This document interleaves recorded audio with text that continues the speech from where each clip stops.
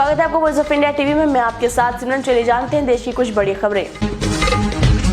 प्रधानमंत्री नरेंद्र मोदी ने आदिलाबाद में 56,000 करोड़ रुपए से अधिक की कई विकास परियोजनाओं का उद्घाटन और शिलान्यास किया। दिल्ली में सुप्रीम कोर्ट ने वोट फॉर नोट केस मामले में फैसला सुनाया, जिसमें पैसे लेकर सदन में भाषण या वोट देने पर विधायक सांसद के खिलाफ मुकदमा चलाया जाएगा। उन्हें कानूनी छूट नहीं मिलेगी। वकील अश्विनी उपाध्याय ने कहा, आज सुप्रीम कोर्ट की 7 जजों की टीम ने ऐतिहासिक फैसला दिया और इसमें अपने पुराने फैसले को भी ओवर रूल कर दिया है। इसमें कहा गया है कि अगर कोई भी विधायक सांसद पैसे लेकर सवाल या फिर वोट करता है, उसे किसी भी तरह की प्रतिरक्षा प्राप्त नहीं होगी। उसके खिलाफ भ्रष्टाचार का मुकदमा चलेगा।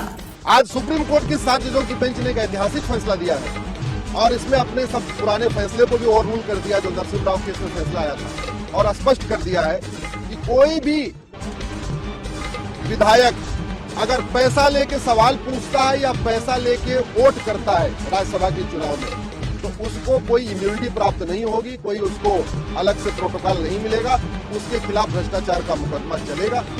माननीय सुप्रीम कोर्ट ने कहा है कि ये पैसा लेके वोट करना और पैसा लेके सवाल पूछना, ये पार्लियामेंट्री डेमोक्रेसी के लिए जहर के समान है, ये पार्लियामेंट्री डेमोक्रेसी के लिए कैंसर है, इसलिए इसको रोकना बहुत जरूरी है।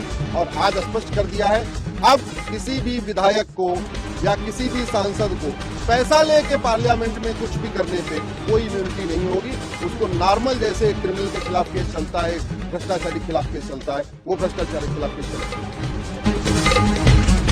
सुप्रीम कोर्ट ने जेएमएम घूस केस में पिछले फैसले को पलटा। कहा, सांसदों को राहत देने पर असहमत है। Chief justice DY Chandrachud, justice MM Sundaresh, justice JB Pardiwala, justice Manoj Mishra, justice AS Bopanna, justice PS Narasimha और जस्टिस पीवी संजय कुमार की पीठ ने सुनाया फैसला। कोर्ट ने कहा, घूसखोरी की छूट नहीं।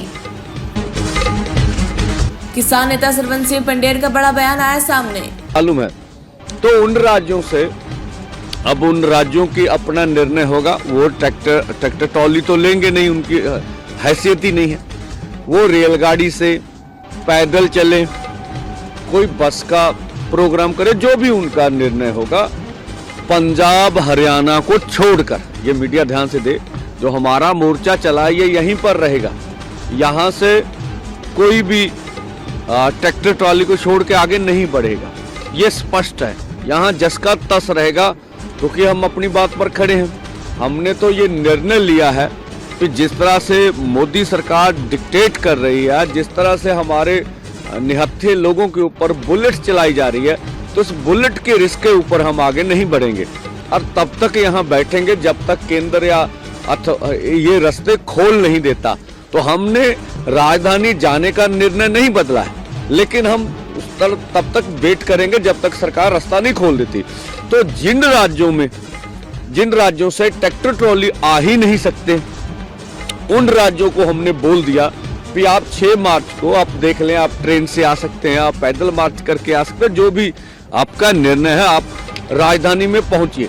तो हम सरकार का ये नैरेटिव भी पूरी दुनिया के सामने रख देंगे। या तो सरकार बयान दे फिर ठीक है, आपके जो अन्य राज्यों से आने वाले लोग हैं वो जंतर मंतर पे धरना लगा लें भाई, पीसफुली, यही होगा ना। या फिर अगर सरकार नहीं आने देगी तो हम देश के सामने अगली बात रखेंगे कि सवाल ट्रैक्टर ट्रॉली का नहीं है, सवाल है पे आपको देश की राजधानी में घुसने। बुलंदशहर यूपी जहांगीरपुर थाना क्षेत्र में एक कार के नहर में गिरने से एक व्यक्ति की मृत्यु, 2 गंभीर रूप से घायल, 3 लापता। दिल्ली की वित्त मंत्री आतिशी ने सोमवार को राज्य विधानसभा में वित्त वर्ष 2024 से 25 के लिए 76,000 करोड़ रुपए का बजट किया पेश। अपने पहले बजट भाषण में आतिशी ने कहा कि सरकार रामलाल जी के सपने को साकार करने की कोशिश कर रही। उन्होंने इस बात का जिक्र किया कि कैसे आप सरकार के पिछले 10 साल के कार्यकाल में दिल्ली की तस्वीर बदली है। वित्त मंत्री आतिशी ने बजट में शिक्षा क्षेत्र के लिए 16,396 करोड़ रुपए के आवंटन का प्रस्ताव रखा। इसके साथ ही दिल्ली में 18 साल से ऊपर की महिलाओं को हर महीने 100 रुपए देने का प्रावधान किया।